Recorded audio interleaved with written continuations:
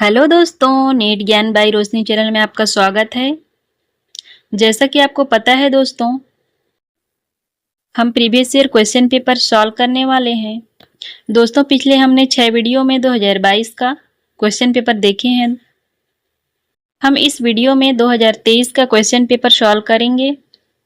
इसी तरह हम एक एक करके previous year question paper solve करेंगे दोस्तों, जो हमारी आने वाली दिसंबर एग्जाम की तैयारी के लिए हेल्पफुल होगा। जैसा कि आपको पता है दोस्तों, प्रीवियस ईयर क्वेश्चन पेपर हल करने से हमें एग्जाम में किस टाइप का क्वेश्चन पूछता है वो पता चलता है। और इस चैनल में आप पहली बार विजिट कर रहे होंगे तो चैनल को सब्सक्राइब कीजिए दोस्तों, और शेयर भी कीजिए ताकि और लोगों को इस वीडियो के माध्यम से पेपर सॉल्व करने में हेल्प हो सके। तो चलिए दोस्तों, क्वेश्चन स्टार्ट करते हैं। चलिए देखते हैं क्वेश्चन। चलिए क्वेश्चन नंबर 1 पढ़ते हैं। मैला आंचल के अनुसार बावनदास की मृत्यु स्थल को ग्रामीणों ने क्या रूप दिया? जो मैला आंचल उपन्यास है दोस्तों, और ये उपन्यास फणीश्वरनाथ रेणु का है 1954 ईस्वी में। ठीक है दोस्तों, तो आपको बताना है जो फणीश्वर मतलब मैला आंचल जो उपन्यास है, ठीक है, तो बावनदास की मृत्यु स्थल को ग्रामीण ने क्या रूप दिया? ए बावन की डी का, बी शहीद स्मारक का, सी भारत माथा का थान का, डी चेथारिया पीर का। तो आपको बताना है, ऑप्शन में 4 ऑप्शन दिया है, सही ऑप्शन कौन सा है बताइए आपको उत्तर। तो इसका आंसर है दोस्तों,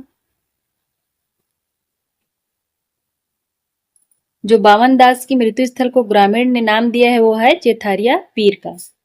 ठीक है, चलिए अगला क्वेश्चन देखते हैं। Question number 2। चलिए क्वेश्चन नंबर 2 पढ़ते हैं। सूची 1 को सूची 2 से मिलान कीजिए।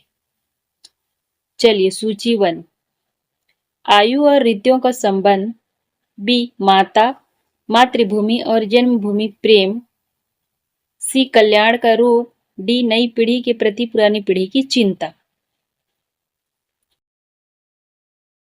और इस साइड आपका दिया है निबंध।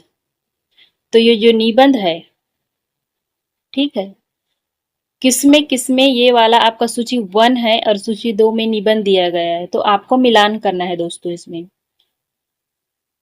चलिए देखते हैं, आयु और ऋतु का संबंध किससे है दोस्तों? उठ जाग मुसाफिर, मेरे राम का मुकुट भीग रहा है, उत्तर फाल्गुनी के आसपास, या शिव मूर्ति। आपको देखना है। तो आयु और ऋतुओं का संबंध है उत्तर फाल्गुनी के आसपास। तो कहाँ है दोस्तों? उत्तर फाल्गुनी के आसपास। आपका ए में 3 मिलान कीजिए आप। ठीक, 3, ए का 3 कहाँ है दोस्तों? यहाँ है, यहाँ है। इसको आपको सी को काट देना है। ठीक है, चलिए अगला क्वेश्चन, सॉरी अगला और देखते हैं। बी माता मातृभूमि और जन्मभूमि प्रेम।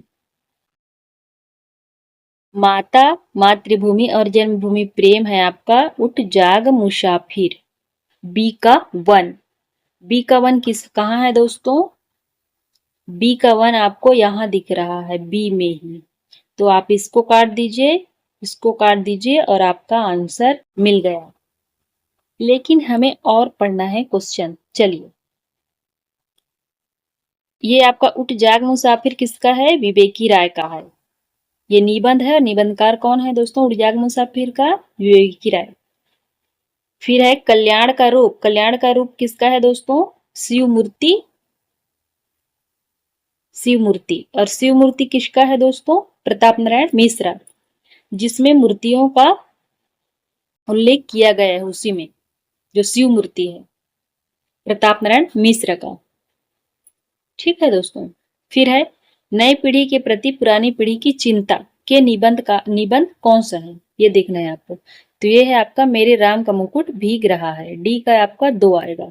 तो आंसर 2 का सॉरी, क्वेश्चन 2 का आंसर आएगा आपका बी। ठीक, चलिए, इसका है मेरे राम का मुकुट भीग रहा का निबंधकार कौन है? विद्यानिवास मिश्र। इसका, चलिए अगला क्वेश्चन देखते हैं। क्वेश्चन नंबर 3, चलिए पढ़ते हैं क्वेश्चन नंबर 3।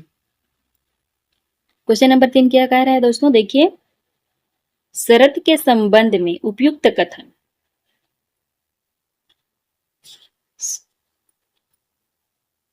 ये शरत चंद्र के बारे में दिया है दोस्तों, शरत के संबंध में शरत चंद्र चट्टोपाध्याय, उसके बारे में कहा गया है। उसका कथन कौन कौन सा है आपको ये देखना है, कौन सा कथन सत्य है। चलिए पढ़ते हैं क्वेश्चन को। ए, शरत बचपन में डरपोक स्वभाव के थे। बी, गृहस्थी से शरत का कभी लगाव नहीं रहा। सी, शरद बाबू की रचनाओं पर बीरज बहू और विजया नाटक का रूपांतरण हुआ। डी, अपने भाई की समाधि शरत के घर के पास नदी के तट पर बनवाई थी। ई, शरत ने कोई वसीयतनामा नहीं लिखा था। ये आपका शरत चंद्र चट्टोपाध्याय के बारे में दिया है। चलिए उसको देखते हैं।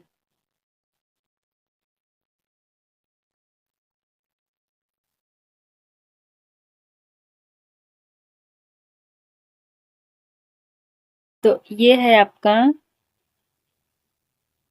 सत्य कथन देखना है इसका। तो आएगा आपका, गृहस्थी से शरत का कभी लगाव नहीं था। ठीक, ये आपका बी। तो बी कहाँ दिया है? इसमें दिया है, इसमें दिया है ऑप्शन ए में। तो आपका पहला नंबर पे बी, तो आप इसको एलिमिनेट कर सकते हैं। चलिए, फिर है, शरद बाबू की रचनाओं पर बीरज बहू और विजय नाटक का रूपांतरण हुआ है। ये भी सही है, बी सी। फिर है आपका, अपने भाई की समाधि शरद के घर के पास नदी के तट पर बनवाई थी। ये भी आपका सही है, कथन में है। शरत ने कोई वसीयतनामा नहीं लिखा था, नहीं लिखा था। तो ये आपका बी सी और डी। और ये शरत चंद्र है आपका विष्णु प्रभाकर का आवारा मसीहा है ना। 1974 ईस्वी में प्रसिद्ध है। बंगला लेखक है आपका, ये बंगला लेखक है शरत चंद्र चट्टोपाध्याय की जीवनी क्या है? आवारा मसीहा। और आवारा मसीहा किसने लिखा है? विष्णु प्रभाकर। ठीक, चलिए, तो क्वेश्चन नंबर 3 का आंसर आएगा आपका सी। चलिए अगला क्वेश्चन देखते हैं। Question number 4। क्वेश्चन नंबर 4 क्या कह रहा है दोस्तों? क्वेश्चन पढ़िए फिर आंसर दीजिए। चलिए, भारतवर्ष की उन्नति कैसे हो सकती है? निबंध में भारतेंदु जी ने सब उन्नतियों का मूल किसे माना है? भारत की उन्नति कैसे हो सकती है? निबंध में भारतेंदु जी ने सब उन्नतियों का मूल किसे माना है? ए, धर्म। बी, संस्कृति। सी, भाषा। डी, कृषि। तो इसने उन्नतियों का मतलब सब उन्नतियों का मूल माना है आपका धर्म को। ठीक है, भारतवर्ष की उन्नति कैसे हो सकती है? निबंध में, ये निबंध है दोस्तों, और ये निबंध के निबंधकार हैं आपका भारतेंदु हरिश्चंद्र ने। भारतेंदु हरिश्चंद्र ने यहीं पे आपका ये भारत की उन्नति कैसे हो सकती है और उसके भारतेंदु का निबंधकार मतलब निबंध के निबंधकार भी दे दिया है आपका ये यहाँ। ठीक, और ये है आपका निबंध, तो भारतेंदु हरिश्चंद्र का है। और सब उन्नतियों का मूल माना है किसे? धर्म को। ठीक, चलिए क्वेश्चन नंबर 4 का उत्तर ए। चलिए अगला क्वेश्चन देखते हैं। अगला क्वेश्चन है दोस्तों आपके सामने में ये रहा। चलिए पढ़ते हैं फिर आंसर दीजिए। परीक्षा गुरु उपन्यास के विविध प्रकरणों के शीर्षक हैं। परीक्षा गुरु उपन्यास है दोस्तों, और ये उपन्यास किसका है? लाला श्रीनिवास दास। और परीक्षा गुरु का 1882 ईस्वी है। प्रकाशन, इसमें 41 प्रकरण है। आपको यह याद रखना है, परीक्षा गुरु में कितने प्रकरण है? 41 प्रकरण। ठीक है, तो 41 प्रकरणों में से जो प्रकरण यहाँ दिया है आपका, ए दुर्जनता, बी ईश्वर प्रेम, सी प्रामाणिकता, डी अदालत, ई प्रेत भय।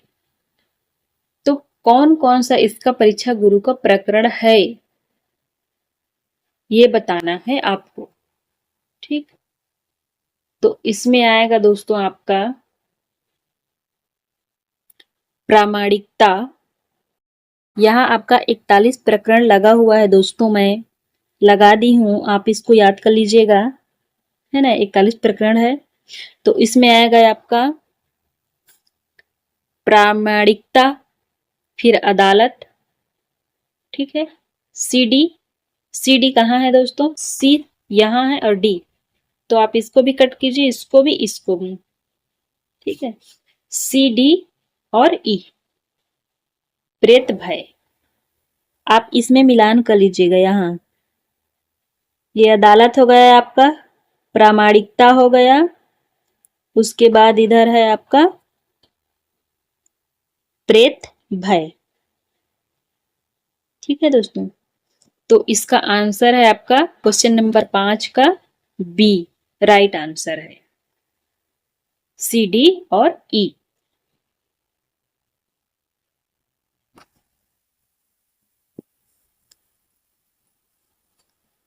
क्वेश्चन मेरा यहीं समाप्त होता है दोस्तों। मेरी वीडियो कैसी लगी कमेंट में अपनी राय जरूर दीजिए, ताकि आप लोगों के लिए और वीडियो लाती रहूं। लाइक, शेयर एंड सब्सक्राइब कीजिए दोस्तों। धन्यवाद। मिलते हैं नेक्स्ट वीडियो में न्यू टॉपिक के साथ। तब तक के लिए धन्यवाद दोस्तों।